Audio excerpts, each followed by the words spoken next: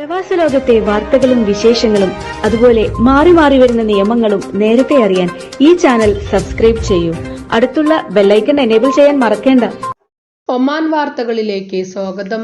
ഇന്ന് 2025 ജനുവരി 7 ചൊവ്വ. പ്രധാന വാർത്തകൾ. സലാലയ്ക്കും കോഴിക്കോടിനും ഇടയിൽ പ്രതിവാര സർവീസുകൾ 2 ഉയർത്തി എയർ ഇന്ത്യ എക്സ്പ്രസ്. ഞായർ വ്യാഴം ദിവസങ്ങളിലാകും സർവീസുകൾ. വരുന്ന ആഴ്ച മുതൽ വർദ്ധിപ്പിച്ച സർവീസ് ആരംഭിക്കും. വെബ്സൈറ്റ് വഴിയും ട്രാവൽ ഏജൻസികൾ വഴിയും ടിക്കറ്റ് ബുക്ക് ചെയ്യാനാകും. സലാലയിൽ നിന്ന് രാവിലെ 10:55 പുറപ്പെടുന്ന വിമാനം പ്രാദേശിക സമയം 4:15 കോഴിക്കോടെത്തും. കോഴിക്കോട് നിന്ന് രാവിലെ 7:25 പുറപ്പെടുന്ന വിമാനം ഒമാൻ സമയം 9:55 സലാലയിൽ എത്തും. 44 റിയാൽ മുതലാണ് നിലവിൽ ടിക്കറ്റ് നിരക്ക്. അതേസമയം കൊച്ചിയിലേക്ക് എയർ ഇന്ത്യ എക്സ്പ്രസ് ആഴ്ചയിൽ ഒരു സർവീസ് മാത്രമാണ് നിലവിലുള്ളത്. റോയൽ ഒമാൻ പോലീസിന്റെ വാർഷിക അവധി പ്രഖ്യാപിച്ചു. ഈ മാസം 9 വ്യാഴാഴ്ച ROPയുടെ വിവിധ സേവനങ്ങൾക്ക് ഒഴിവു ദിവസമാകുമെന്ന് അധികൃതർ വ്യക്തമാക്കി. എന്നാൽ പോലീസ് സ്റ്റേഷൻ ഉൾപ്പെടെയുള്ള സേവന സംവിധാനങ്ങൾ അന്നേ ദിവസവും സാധാരണ നിലയിൽ പ്രവർത്തിക്കും. അനുബന്ധ സേവനങ്ങളും ലഭ്യമാക്കുമെന്ന് ROP അറിയിച്ചു. രോഗിയായ സ്വദേശി ബാലികയെ അടിയന്തര വിദഗ്ധ ചികിത്സയ്ക്കായി ഹെലികോപ്റ്ററിൽ ആശുപത്രിയിൽ എത്തിച്ചു. മുസന്തം ഗവർണറേറ്റിലെ മസീറ ആശുപത്രിയിൽ നിന്നും തെക്കൻ ഷർക്കിയ ഗവർണറേറ്റിലെ സൂർ ആശുപത്രിയിലേക്കാണ് റോയൽ എയർഫോഴ്സ് ഒമാൻ എയർലിഫ്റ്റ് ചെയ്തത്. രോഗിക്ക് ആവശ്യമായ ചികിത്സ ലഭ്യമാക്കുകയും ചെയ്തതായി അധികൃതർ ഓൺലൈൻ പ്രസ്താവനയിൽ അറിയിച്ചു. രാജ്യത്ത് താപനില താഴ്ന്നതോടെ മൂടൽമഞ്ഞ് ശക്തമായി. പുലർക്കാലങ്ങളിൽ കനത്ത മൂടൽമഞ്ഞ് തുടരുന്ന സാഹചര്യത്തിൽ വാഹനമോടിക്കുന്നവർ ജാഗ്രത പാലിക്കണം. ചിലയിടങ്ങളിൽ രാവിലത്തെ മൂടൽമഞ്ഞിൽ പരസ്പരം കാണാത്ത വിധം ദൂരക്കാഴ്ച കുറയുകയാണ്. ഇത്തരം ഘട്ടങ്ങളിൽ സുരക്ഷാ നിർദ്ദേശങ്ങൾ കൃത്യമായി പാലിച്ചില്ലെങ്കിൽ വാഹനങ്ങളുടെ കൂട്ടിയിടിക്കും മറ്റും അപകടങ്ങൾക്കും വഴിയൊരുക്കും. വാഹനങ്ങൾ റോഡരികിലേക്ക് മാറ്റി സുരക്ഷിതമായി പാർക്ക് ചെയ്യുന്നതാണ് നല്ലത്. തുടർന്ന് അന്തരീക്ഷം തെളിഞ്ഞ ശേഷം യാത്ര തുടരുകയും ചെയ്യാം. മൂടൽമഞ്ഞുള്ളപ്പോൾ വേഗം കുറച്ചും മുന്നിലുള്ള വാഹനങ്ങളുമായി മതിയായ അകലം പാലിച്ചും വാഹനം ഓടിക്കണം. ഓവർടേക്കിങ്ങോ ലൈൻ മാറ്റമോ പാടില്ല. പരസ്പരം കാണാത്ത വിധം ദൂരക്കാഴ്ച കുറഞ്ഞാൽ വാഹനം റോഡിൽ നിന്നും സുരക്ഷിത അകലത്തിലേക്ക് മാറ്റി നിർത്തിയ ശേഷം ഹസാർഡ് ലൈറ്റ് ഇടാം. ഇത്തരം ഘട്ടങ്ങളിൽ സുരക്ഷാ നിർദ്ദേശങ്ങൾ ലംഘിക്കരുത്. പ്രവാസി ഭാരതീയ ദിവസിൽ ഒമാനിൽ നിന്നും പങ്കെടുക്കുന്നവരുടെ സംഗമം മസ്കത്ത് ഇന്ത്യൻ എംബസിയിൽ നടന്നു.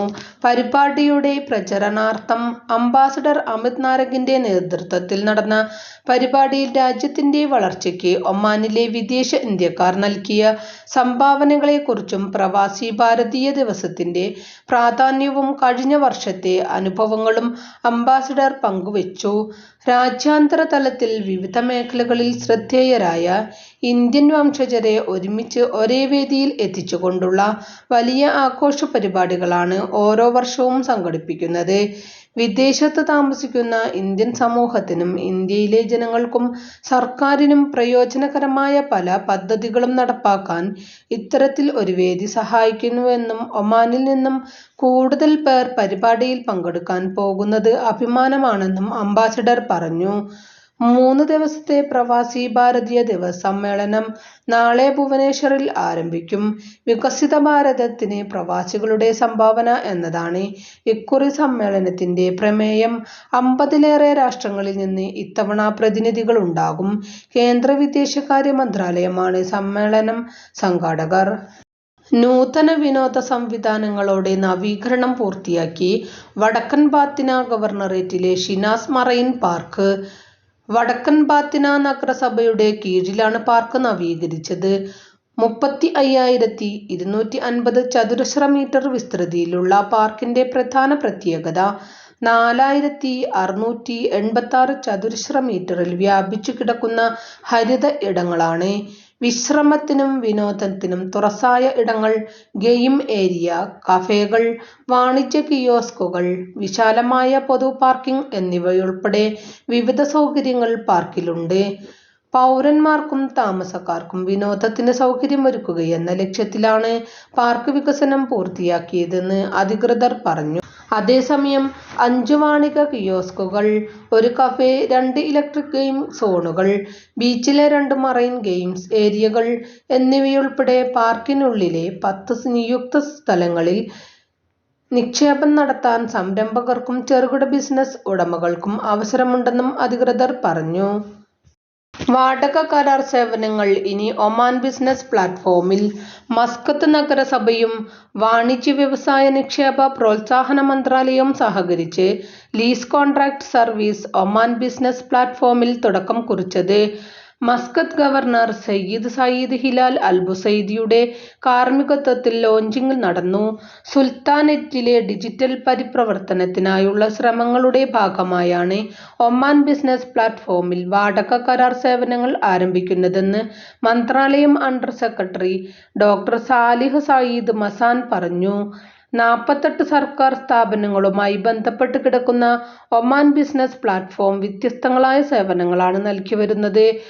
ഇതിൽ 32 എണ്ണം ഫീൽഡ് ഡാറ്റകളുമായും 14 എണ്ണം ലൈസൻസിംഗ് സംവിധാനങ്ങളുമായും ബന്ധപ്പെട്ട് കിടക്കുന്നതാണെന്നും ഡോക്ടർ സാലിഹ് സഈദ് മസാൻ പറഞ്ഞു. കഴിഞ്ഞ ഞായറാഴ്ച മുതൽ നഗരസഭയുടെ ഓൺലൈൻ പോർട്ടലിലൂടെയുള്ള വാണിജ്യ വാടക കരാറുകളുടെ രജിസ്ട്രേഷൻ, പുതുക്കൽ, ഭേദഗതി എന്നീ സേവനങ്ങളെല്ലാം അവസാനിപ്പിച്ചിരുന്നു. ഒമാൻ ബിസിനസ് പ്ലാറ്റ്ഫോം വഴി രജിസ്ട്രേഷൻ നടപടികൾ ഡിജിറ്റൽ വൽക്കരിക്കുന്നതിലൂടെ കെട്ടിട ഉടമയും ഉപയോക്താവും തമ്മിലുള്ള ഇടപാടുകൾ സുഗമമാകും. ഓഫീസുകൾ നേരിട്ട് സന്ദർശിക്കുന്നതിനുള്ള ബുദ്ധിമുട്ടുകൾ ഒഴിവാകുകയും ചെയ്യും. ഇലക്ട്രോണിക് സർട്ടിഫൈഡ് ലീസ് കരാറുകൾ ജുഡീഷ്യൽ ബോഡികൾ ഉൾപ്പെടെ വിവിധ അധികാരികൾ ഔദ്യോഗിക രേഖകളായി പരിഗണിക്കും. വാടക കരാറുകൾ ഉറപ്പുവരുത്തണമെന്നും നഗരസഭ ഉണർത്തി. വ്യക്തമായ വ്യവസ്ഥകളുടെ അടിസ്ഥാനത്തിൽ വാടക കരാറിന്റെയും കെട്ടിട ഉടമയുടെയും അവകാശങ്ങൾ സംരക്ഷിക്കുകയാണ് വാടക കരാറുകൾ രജിസ്റ്റർ ചെയ്യുന്നതിലൂടെയുണ്ടാകുക. മാത്രമല്ല, പാർപ്പിട വാണിജ്യ വസ്തുക്കളുടെ വാടക ഡാറ്റാബേസ് നിർമ്മിക്കാനും ഇത് സഹായിക്കും. ഒമാൻ ബിസിനസ് പ്ലാറ്റ്ഫോമിലെ ഇലക്ട്രോണിക് എഗ്രിമെന്റ് ഫോം പൂരിപ്പിച്ച് വാടക കരാർ രജിസ്റ്റർ ചെയ്യാം. ഒമാനിൽ ആപ്പ് അധിഷ്ഠിത ടാക്സി സേവനങ്ങൾ സജീവമായതോടെ ടാക്സി നിരക്കിൽ വലിയ കുറവുണ്ടായതായി റിപ്പോർട്ട്. പരമ്പരാഗത സ്ട്രീറ്റ് ടാക്സികൾക്ക് പകരം ഡിജിറ്റൽ സംവിധാനങ്ങളെ അടിസ്ഥാനപ്പെടുത്തിയുള്ള ടാക്സികൾ ഉപയോഗിക്കുന്നവർ വർദ്ധിക്കുകയാണ്. ക്യാബ് ബുക്കിംഗ് കൂടുതൽ സൗകര്യപ്രദമാണെന്നും നിരക്ക് കുറവാണെന്നതും ഇതിലേക്ക് ആളുകളെ ആകർഷിക്കുന്നു. റൈഡ് ഹെയിലിംഗ് ആപ്പുകളോട് തുടക്കത്തിൽ താൽപര്യം കാണിക്കാതിരുന്ന യാത്രക്കാർ അടുത്തിടെയാണ് ഇവയിൽ ആകൃഷ്ടരായത്. കൂടുതൽ വാഹന ഉടമകളും ഈ മേഖലയിലേക്ക് കടന്നുവരുന്നതായി ഗതാഗത വാർത്താ വിനിമയ വിവരസാങ്കേതിക മന്ത്രാലയം പറയുന്നു.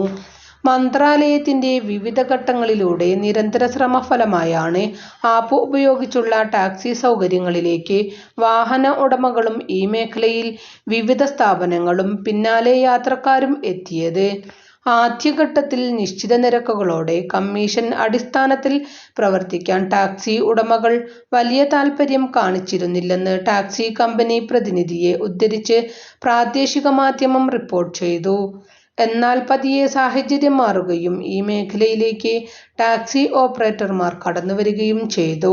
എന്നാൽ ഇന്ന് നൂറുകണക്കിന് ഡ്രൈവർമാർ ഇത്തരം കമ്പനികൾക്ക് കീഴിൽ ജോലി ചെയ്യുന്നു. ഉപയോക്താക്കൾ ആപ്പ് അധിഷ്ഠിത ടാക്സികൾ ആശ്രയിക്കുന്നത് വർദ്ധിച്ചതും വാഹന ഉടമകളെ ആകൃഷ്ടരാക്കി. നിലവിൽ 1/2 ഡസനിലധികം കമ്പനികളാണ് ഈ മേഖലയിൽ പ്രവർത്തിക്കുന്നത്. ആപ്പ് വഴിയുള്ള ടാക്സി ബുക്കിംഗ് സംവിധാനം നിലവിൽ വന്നതോടെ നിരക്കിലും വലിയ കുറവുണ്ടായി. ഓൺലൈൻ ആയി പണം അടയ്ക്കാനുള്ള സംവിധാനം വന്നതും യാത്രക്കാർക്ക് ഏറെ സഹായകരമായി. ഡെബിറ്റ്, ക്രെഡിറ്റ് കാർഡുകൾ വഴിയും ടാക്സി വാടക നൽകാം.